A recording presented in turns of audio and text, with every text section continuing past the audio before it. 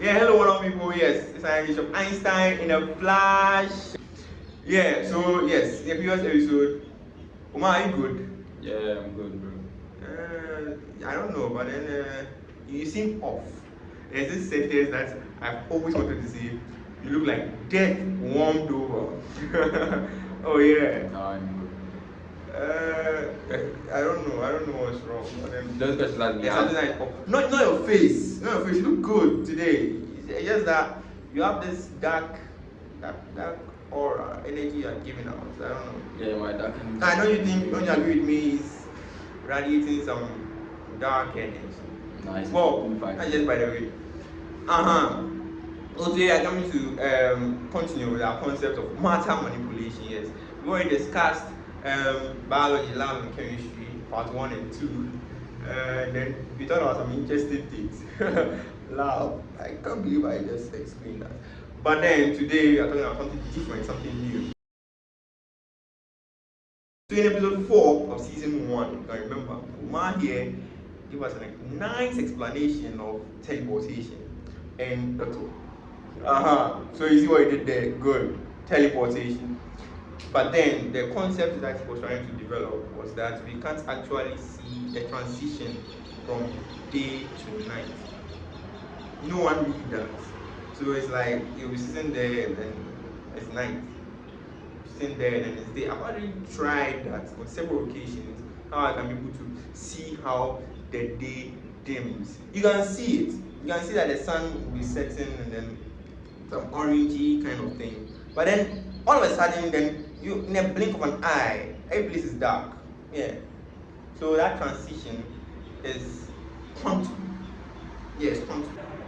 Now imagine this. Close your eyes. And then feel the sun rays on your face. Since these particles are invisible to the eye, we cannot observe how each particle loses light. Now one can argue that the speed at which this process takes place is so quasi-static that we cannot perceive it too. Humans have become so abreast with normality that anything that seems unusual becomes a problem. The sun shining bright is so normal, nobody cares about some random particles somewhere practically responsible for our vision. When the sun's rays are leaving these particles, they are so inconsiderable that we wouldn't be able to perceive what really happened for the transition from light to dark occurring. Besides, the particles are so small, light leaving them one after the other is so inconsiderable we don't notice.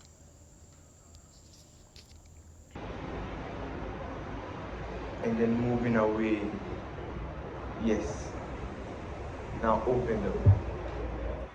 That is how I wanted you to imagine how the light is being absorbed by matter. Why? Because when you have light particles, photons, and then these photons are traversing or leaving the system, right? So it's the scattering of these photons that gives us the light that we see.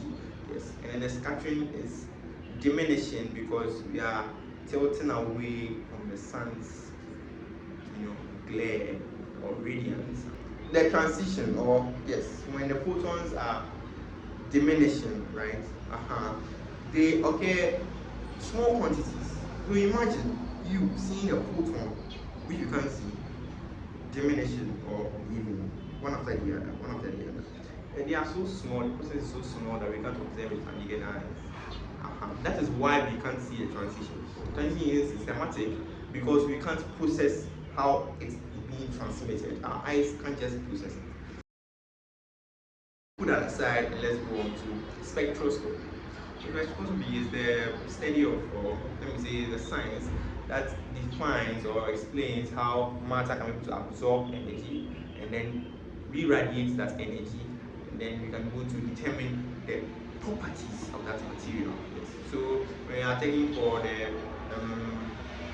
incident light, maybe a rock or something, yes, and then we are trying to, there's something we call absorption spectrum. Yes, so when it absorbs this radiation and then it re-emits the light, we can see the patterns of light that comes out. So the pattern of light will show us how much energy that rock has absorbed, right?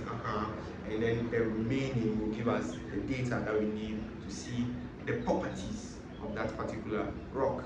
Yes, that's spectroscopy. We are applying it on a small scale, the biological scale. We are still dealing with cells.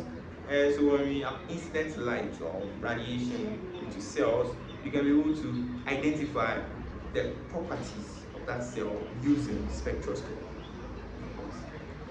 So building on to that, we have come up with the conclusion or the idea that if we want to manipulate matter, we should be looking out for the spin of electrons, that's matter particles, its correlation, and we are maybe including a little quantum entanglement, and then how they respond to each other. You see, the pheromones that we're talking about, there's a connection between them, far distance connection, and then we're able to understand this connection that they have between themselves that creates the communication between them. We can be able to ascertain how these matter particles behave. And if we're able to know how these matter particles behave or communicate on one another, we can be able to manipulate them. Yes, just like how we can also manipulate light, which will come onto it very soon. Spectroscopy is concerned with emission, scattering, and absorption of electromagnetic radiation by an atom or a molecule. We are more concerned with the absorption since we saw in our previous video that energy absorbed by these small biological structures triggers their communication. Under normal circumstance, when we want to know about their internal properties of matter, we could use spectroscopic methods to probe into the atomic structures of this material and know how it actually looks like in the inside, and hence how it behaves because it has absorbed energy, usually electromagnetic energy.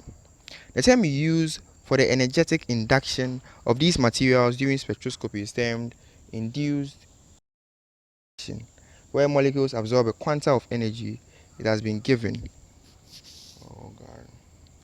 In the same way, nuclear magnetic resonance could be responsible for a molecule absorbing energy by induction, where a nuclei aligned with a magnetic field is induced to absorb energy and to change their spin. The action is called precession, and they do that with an angular frequency known as the Larmor frequency. The frequency is proportional to the strength of the magnetic field. The nucleus has a charge, and so when the frequency of this charge generation couples with the frequency of incoming magnetic field, there's a spin change, and this is known as resonance.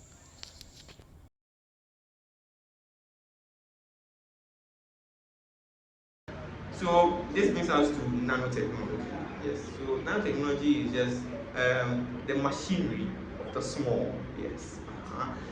Since we cannot observe things that are practically too small for our process, yes, we can't really understand the quantum world or control the quantum world unless we use nanotechnology, yes, which is technology of the small. Yes. So we can have examples of these things that we produce. And the last time I heard, we made a guitar that's so small, it's a nano scale. I don't know how they're going to play it anyway. Why don't you make a guitar? The atoms will begin by using the guitar. Yeah, maybe atoms will play the guitar. Yeah. So when we incorporate or we use nanotechnology, we can be able to know the properties of these small particles, the electrons, the protons. That's what we have for you for today. But